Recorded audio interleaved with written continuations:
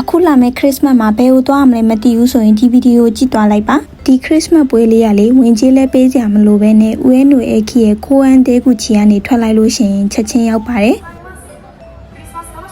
ဒီနေရာကလေဦးရဲနွေပန်းချန်ထဲမှာရှိပြီးတော့ဟာကာမာကိုရှိဟီရိုဘာလို့ခေါ်ပါတယ်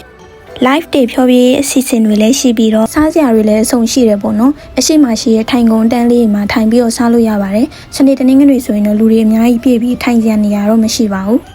ဒီ illumination အတွက်မီးအလုံးပေါင်း2000လောက်နဲ့အလှဆင်ထားတယ်လို့လည်းဆိုပါတယ်အရင်လ17လပိုင်းနေရစတာအခု12လပိုင်း25ရက်နေ့တော့နောက်ဆုံးပါရှင်ဦးရဲနုနဲ့လည်းနီးပြီးတော့မသွားရသေးဘူးဆိုလို့ရှိရင်ဒီနေရာလေးကိုသွားကြည့်ဖို့အကြံပေးချင်ပါတယ်နောက်ထပ်ဒီတနေရာကလည်းဦးရဲနုပန်းချန်ထဲမှာပဲရှိတာပေါ့နော်သူကပန်းချန်ထဲမှာပွဲနှစ်ခုရှိပါတယ်ဒီနေရာကိုကျတော့ရှင်နိုဘာဇုနိုအီကဲလို့ခေါ်ပါတယ်ခုနကစန်တာဖိုးဖိုးကြီးရှိတဲ့နေရာကနေလမ်းလျှောက်လာလို့ရှိရင်9မိနစ်ကနေ9မိနစ်လောက်ပဲကြာပါတယ်အားလုံးပဲတတ်တာ